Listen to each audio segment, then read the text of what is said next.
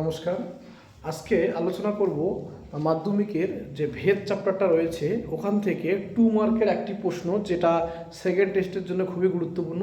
দেখো অঙ্কটা, দেখো এক্স সমানুপাতিক ওয়াই, ওয়াই সমানুপাতিক জেড, জেড সমানুপাতিক এক্স হলে অশূন্য ভেদ ধ্রুবক তিনটির গুণফল কত বের করতে বলছে। দেখো প্রথমে এক্স সমানুপাতিক ওয়াই একটা পার্ট, একটা হচ্ছে ওয়াই সমানুপাতিক জেড আর একটা পার্ট, আর একটা হচ্ছে জেড সমানুপাতিক এক্স, তিনটে পার্ট আছে। ঠিক আছে, এখান থেকে আমরা কি করব, প্রথমে এই এক্স সমান সমান কে ওয়ান ওয়াই ব্র্যাকেটে আমরা লিখে দিব কে ওয়ান সমান সমান কি ধ্রুবক।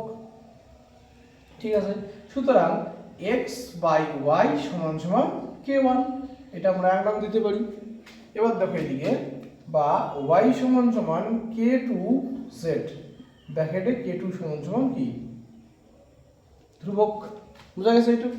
এবার এটাতে আসো, তাহলে বা জেড সমান সমান কে থ্রি এক্স ব্র্যাকেটে কে থ্রি সমান সমান ধ্রুবক। ঠিক আছে, তাহলে এখান থেকে আমরা লিখতে পারি সুতরাং ওয়াই বাই জেড সমান সমান কত কে টু, আর এখান থেকে কি বলতে পারি জেড বাই এক্স সমান সমান কে থ্রি। এটা হচ্ছে 2 নং, এটা হচ্ছে 3 নং। এবার কি করব, 1 নং 2 নং 3 নং গুণ করব, তাহলে 1 নং গুণন 2 নং গুণন 3 নং। ঠিক আছে, দেখো তাহলে এক্স বাই ওয়াই গুণন ওয়াই বাই জেড গুণন জেড বাই এক্স সমান সমান কি কে ওয়ান গুণন কে টু গুণন কে থ্রি।